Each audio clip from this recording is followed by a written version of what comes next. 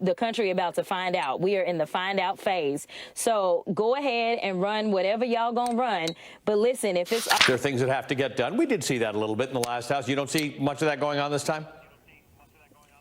I mean, he may reach, but let me tell you, he gonna feel these reaches. Hello, everybody. Guys, we got channel's favorite, Jasmine Crockett. Let's get right into it, and we'll talk about it. Joining us now is the Congresswoman Jasmine Crockett of Texas.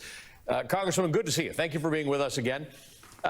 This begs a question for Democrats who tend to be pretty disciplined about this stuff. Certainly the last time around, every time Kevin McCarthy was trying to get an election, everybody voted for Hakeem Jeffries on the Democratic side. Obviously, that's going to happen as well tomorrow. But at what point do Democrats feel any responsibility or compulsion to get involved and say, all right, at some point, the work of the people has to get done, and you all aren't doing it?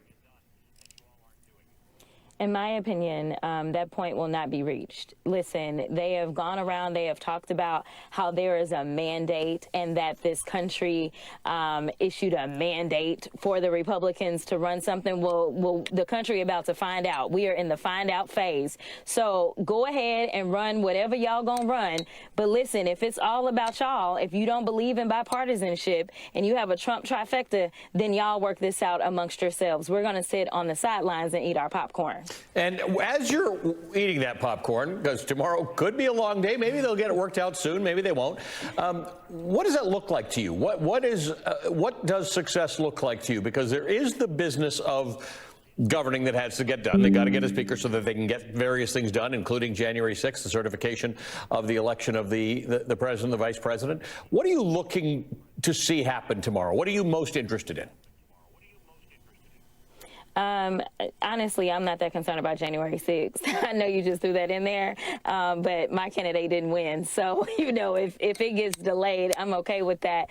But what I am interested in seeing is how savvy his right flank will be if they actually will go ahead and extract blood the same way that they extracted out of McCarthy, right? That's how we got back to putting Chip Roy on rules along with a few other people that have blown things up and made it very difficult for any speaker to actually conduct their business. They've had to take up things such as these continuing resolutions on suspension instead of actually taking them through rules because they couldn't get the rules passed. In addition to that, I'm curious to see if they get him back down to that one speaker vote, right, to vacate the speaker. Right now in the proposed rules, it's going to take a lot of people, and they have to come from the Republican side, which is very interesting. We have never seen that. Not that the Democrats have ever moved to vacate the speaker anyway. He's always been, or their speaker has always been vacated by someone on their side. But I think that they are going to extract a little bit of blood out of Mike Johnson if he is going to become speaker again. But they really don't have anybody else. So this is really a matter of who can hold out the longest. But considering the fact that Trump went crawling to Chip Roy today in a phone call, I just think that it's funny because, MAGA believes that Trump is this big, mean guy and he's the strong man. But here it is. He has threatened Chip Roy not once, not twice, but he's threatened him a number of times. And Chip Roy always stands up to him. Yeah. And now it's Trump that's calling Chip Roy begging for a vote. Yeah, it's interesting because Chip Roy, Trump's already used the I'll primary you thing on Chip Roy. Chip Roy tends to beat everybody who runs against him. He made the point the other day that if Trump goes against him and he loses 30 points, still wins the primary and still wins the election. So it is interesting to see how that all goes down. There are a couple things coming up. The continuing resolution that does have to be dealt with, that's March. That's about 96 news cycles away. There is the issue of the debt ceiling, which Donald Trump has flip-flopped on in the past, but now he wants something done with it. What are the priorities as Democrats that you're looking at? What are the things that you'd like to see done in this Congress that your participation can help get done?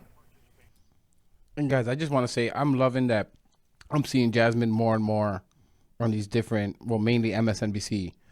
But I would love if these big YouTubers, right, like Majority Report, Brian Tyler Cohen, Pondering Politics, Jesse Dollemore, we need her plastered everywhere.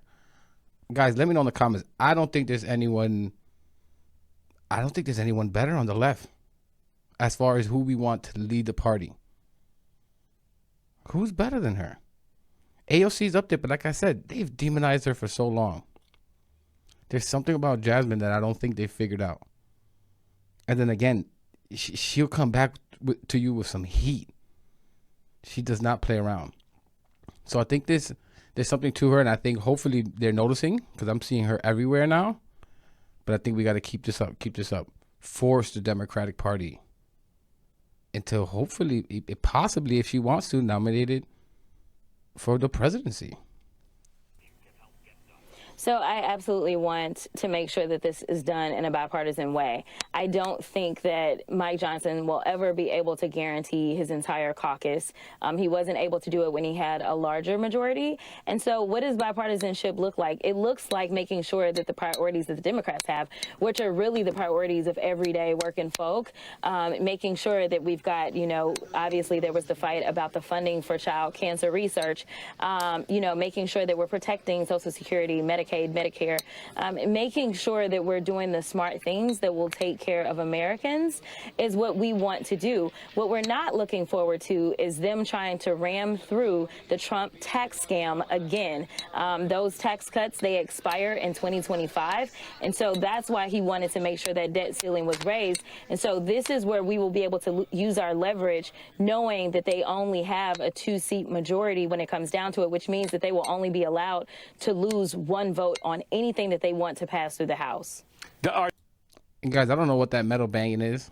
That sounds like a kid spoon on a plate or something. But yeah, these people can't govern. Like, how many speakers? Like, I'm almost sure Johnson's not gonna be there. They're gonna put a cultist in there, and they're just not gonna get anything done. And honestly, like I said, I think all of this, their attacks on immigration, all this H-1B drama and all this stuff, this is just all a ruse. They want spending limit to be increased so that they can do their Trump tax cuts. They could all get their big fat wallets even fatter. This is all they care about, MAGA. It's all they care about. They might give you a $200 tax break while they take $2,000. Essentially, that's what they do. They'll give you a piece of crumb, and then you guys think, oh my God, my paycheck is bigger, while they took the whole pie. And screw the economy while they're at it. Trump added $8 trillion, more than any president, to the debt. Are there circumstances you can see in which Mike Johnson reaches over to Hakeem Jeffries and says there are things that have to get done? We did see that a little bit in the last House. You don't see much of that going on this time? I mean, he may reach, but let me tell you, he gonna feel these reaches, because when he allowed Elon Musk and Vivek to jump onto social media and blow up what had been, days and months long negotiations between Democrats and Republicans, and you allow a tweet to blow it all up. Well, first of all, the only currency that we have when we are lawmakers, whether it's the state or federal level, is our word. And so if you will not honor your word because somebody randomly who's not elected sends out a tweet, that's no way to govern, and we can't trust you. It was the same issue that McCarthy had. Democrats couldn't trust him, nor could his own party trust him, and so therefore he got kicked out. I think Mike Johnson is in a real big pickle. I think if he had actually just went ahead, pushed forward with the CR as it had been negotiated, then he would be in a position to say, hey, Hakeem, if I got a problem, can you help me out? But he's not in that position right now. Congresswoman Jasmine Crockett always. And I love that, what she said. Oh, they're going to feel that reach, right? They're going to feel that stretch. If they want our help, it's going to cost you. Right, and again, I think she's great when it comes to these kinds of segments. Very calm, speaking about the issues. And when necessary, she'll go low. This is what we need. We don't want anyone tiptoeing around the issues anymore. We want people calling out bigotry, calling out racism for what it is, directly. No, I know, maybe it was racially insensitive, or going around the issue, and it might hurt voters' feelings. No. This is the energy we want. Voters want to know that you're fighting for them. A lot of people sat out because they just didn't feel that you were fighting for them.